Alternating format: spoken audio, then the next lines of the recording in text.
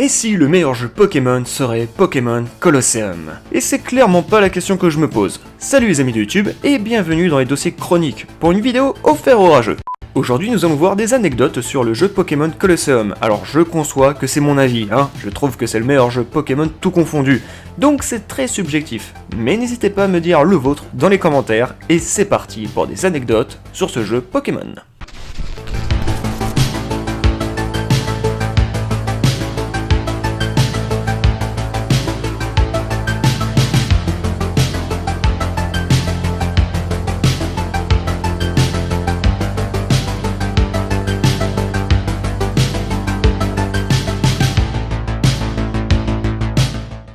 Toi qui es resté sur console portable, tu dois être un peu perdu, alors laisse-moi te présenter ce super jeu. On a un héros sombre et badass qui trahit son organisation criminelle en volant une technologie qui permet de voler les Pokémon des autres et en faisant exploser la base. Une seconde organisation, la Team Ombre, a pour plan de fermer la conscience des Pokémon ainsi capturés afin de les utiliser comme des machines de combat. Ces Pokémon sont ainsi distribués aux dresseurs pour répandre le chaos dans la région désertique de Rhodes. Avec l'aide d'Emily, Michael, oui c'est le nom du héros, devient alors capable de trouver les Pokémon obscurs, entourés d'un halo pourpre et d'utiliser le Snatcher pour les capturer et leur rendre leur état normal, en les purifiant.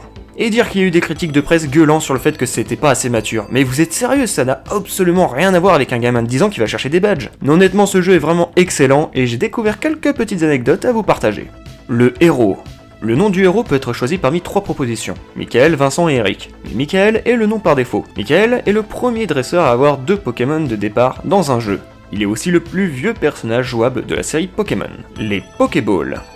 Est-ce que vous avez vu le film Pokémon Mewtwo contre-attaque? Eh bien Mewtwo utilise des Pokémon assez particulières qui permettent de voler les Pokémon des autres. Voilà, cette idée fut reprise pour ce jeu. Les organisations. Il n'y a plus de Pokémon à état naturel. La Team Ombre est un groupe qui utilise les Pokémon comme des machines de combat. Pour ce faire, elle ferme artificiellement la conscience des Pokémon, qui deviennent violents et peuvent même s'attaquer aux humains. Elle est associée à la Team Snatch, un groupe chargé de voler des Pokémon qui n'existent plus du coup à l'état naturel dans la région désertique de Rhodes. Le repère Bull Disco. Une fois Bull Disco battu, vous pourrez y retourner et affronter un autre sbire. Déjà que Bull Disco a sa propre musique par rapport aux autres sbires,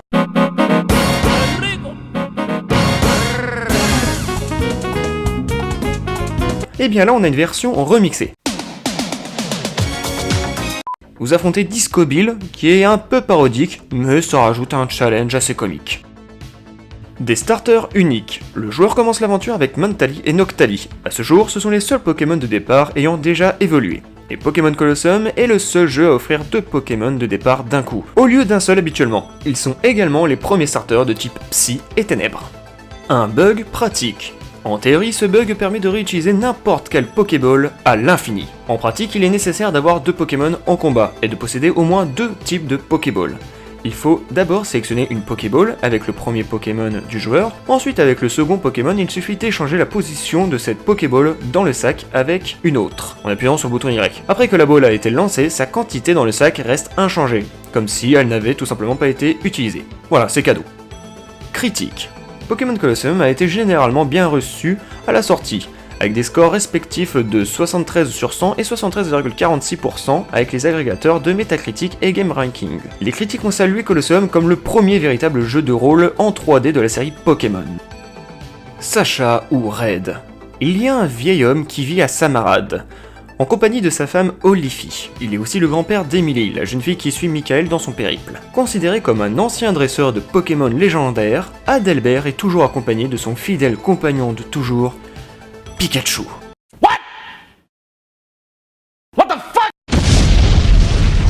Bon bah je crois que je vous ai tout dit. Ah non, 3 semaines avant sa sortie, les précommandes de Pokémon Colosseum ont fait le jeu le plus vendu sur Amazon.com. Le Pokémon Colosseum a donné naissance à un tournoi prestigieux au Royaume-Uni intitulé Pokémon Colosseum Battlemaster 2004, et une adaptation manga de l'intrigue de Colosseum a été imprimée en 2004 du magazine japonais CoroCoro Comic et intitulé Pokémon Colosseum Snatcher Léo.